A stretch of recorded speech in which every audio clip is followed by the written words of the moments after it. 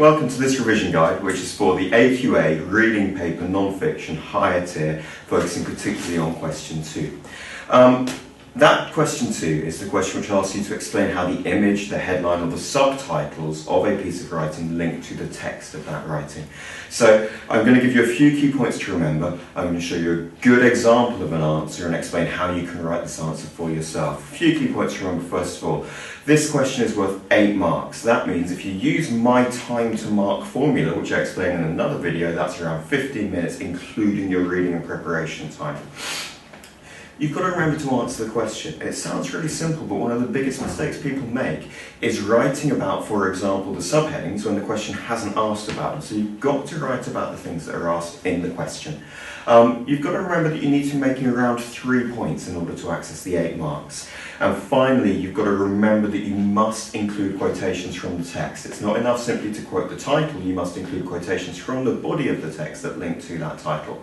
Okay, if I'm going to show you an example of this, we need to have a text. So here's one, it's a mock-up of a brochure selling some kind of revision guide. You can download this brochure as a Word document by clicking on the link in the YouTube description of this video. Here's a question for you. How do the image and headline link to the text? It's worth 8 marks. Okay, let's start then by looking at an example paragraph in answer to this question. If you're going to answer this question, you've got to remember that this is what you include in each paragraph. You must include an answer to the question that is asked.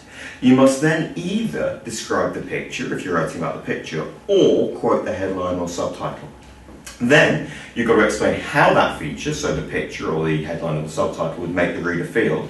Then you've got to link to a quotation from the text, and that's a different quotation to the one you might have used as your title. And then finally, you've got to repeat this 3 times in total, so 3 paragraphs meeting each of those 4 assessment objectives. Fairly simple. Let's see what it looks like. I've chosen this picture from the text. There's my question, how do the image and the headline link to the text? Here is my mock-up of an answer. The image links to the text as it supports the idea that revising for exams is boring and painful. We see a typical student with a frown on his face as he pores over revision notes.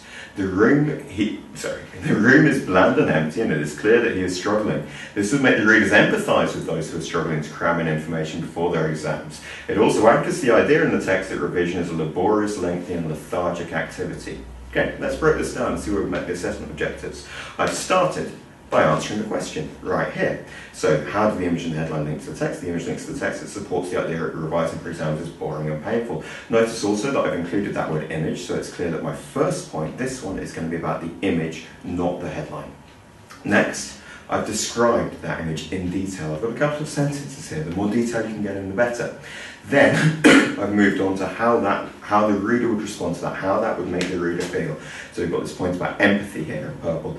And then finally, and this is vital, this is where a lot of people lose marks, I've then included a linked quotation from the text. Boy looks bored, therefore I've included the text about it being a laborious, lengthy and lethargic activity. Okay.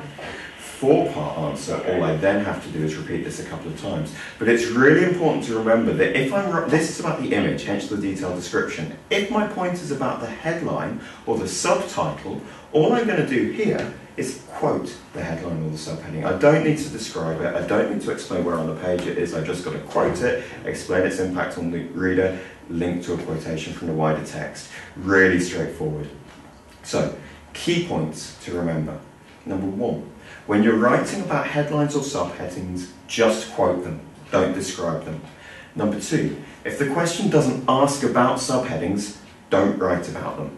Read the question carefully, answer the question that's there. If it ever asks only about the picture and the headline, then maybe make 2 points about the picture linking to 2 separate quotations from the point, then 1 point about the headline. Also, you've got to remember to include a quote from the body of the text in each paragraph. Never just link the image to the headline. Because that won't get you the marks. 1 paragraph on the image, 1 on the headline, linking to separate quotations from the text. So that's how to answer question 2 for your higher tier. You're explaining how the image, headlines, titles link to the text. It's worth 8 marks, so that's 15 minutes including reading time. You've got to answer the question that's asked. You've got to aim to make 3 points in that 15 minutes, and you've got to include quotations from the body of the text in your answer. Thank you for watching.